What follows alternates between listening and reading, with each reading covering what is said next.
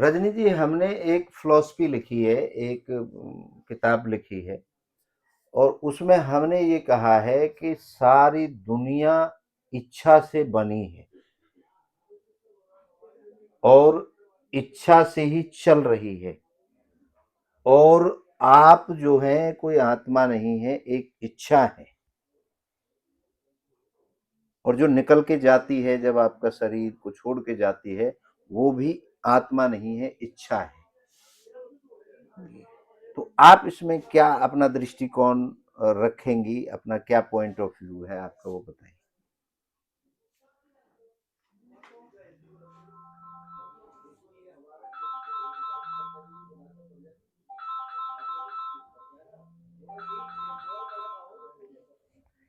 क्या बताऊं, कुछ समझ में नहीं आ रहा। अब आपको समझाता हूँ। आप आप रजनी या शरीर एक भौतिक उसके में है दुनिया में। भाई वकील साहब को आपको जानना है तो रजनी के रूप में, शरीर के रूप में।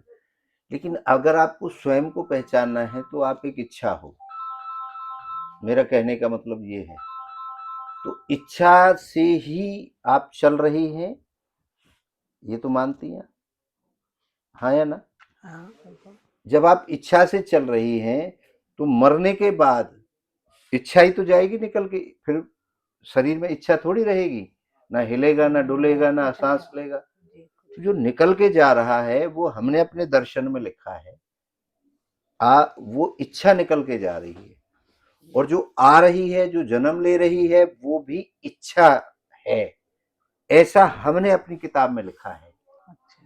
आप पूरे जीवन भर आपने खुद माना है कि आपके अंदर हर समय इच्छा रहती है। तो आप ये मान सकती हैं कि आप रजनी एक शरीर है और मूल में इच्छा है, या नहीं मानना कुछ और है? सही है। मानती हैं? बिल्कुल। खुद अनुभव कर रही हैं? तो अब आप ये बताओ कि सारी दुनिया में जितने लोग होंगे सब में इच्छा होगी आपकी तरह या नहीं होगी? समय हो गया। सब में होगी। अच्छा। अच्छा, मैं ये पूछूं, भगवान को किसने बनाया आपके हिसाब से?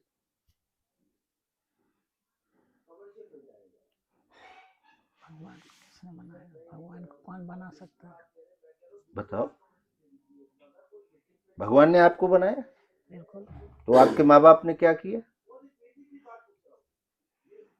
आप कौन सी भाषा पूछ रहे हैं, मुझे समझ में नहीं आ नहीं रही नहीं, है। मैं ये तो पूछ रहा भगवान हूं के कि ऊपर ही मैंने जब करते हैं। बताया आपको दो इच्छाओं के मिलन से हम पैदा हुए, भगवान को भी इच्छा ने बनाया, मैं ये कहना चाहता हूं। अब राम को मान लो हम भगवान मानते हैं, तो दशरथ और कौशल्या, बिल्कुल। उनके अंदर दो इच्छाएं जगी, उन्होंने मिलान किया और उससे राम बना, जी ये मानती हैं? बिल्कुल। तो भगवान को भी तो इच्छा नहीं बनाया? बिल्कुल।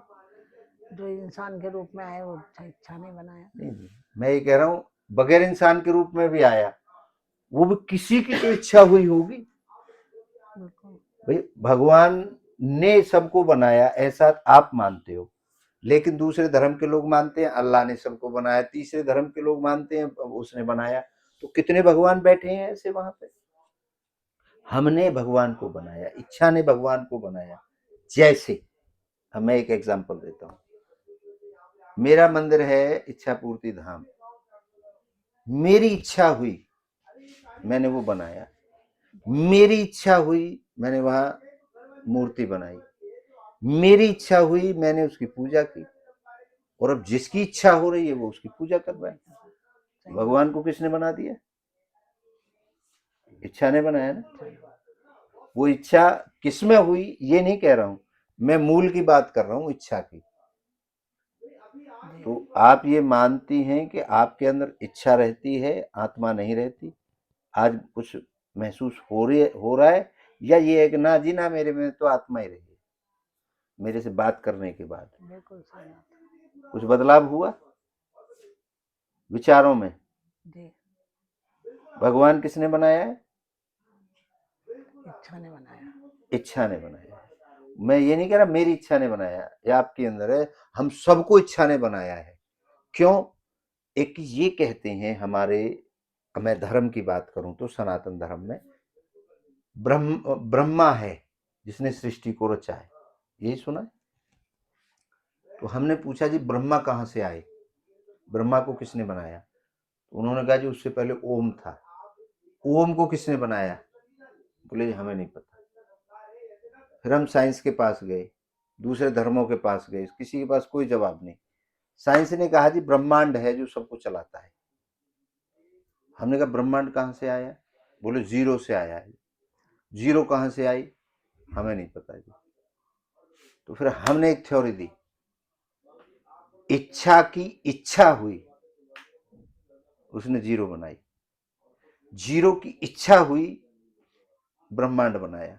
ब्रह्मांड की इच्छा हुई, धरती आकाश, इच्छा हुई, इच्छा हुई, इच्छा हुई, और फिर आखिर में हमने मान लिया नहीं, अनुभव है हमें कि हमारे माँ की और बाप की इच्छा हुई, हम बने, और हमारी इच्छा से हमारा जीवन चलता है।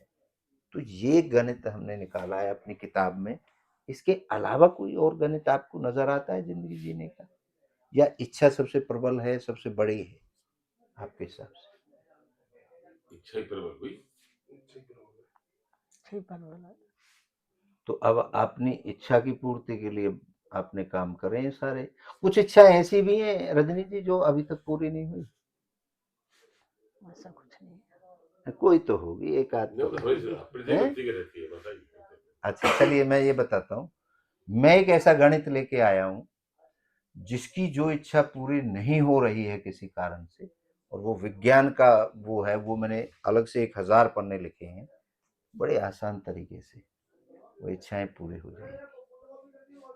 ना आपको ताबीज बांधना, ना आपको ढोक देना, क्योंकि इच्छाएं अंदर हैं तो सारा अंदर अंदर का ही खेल है।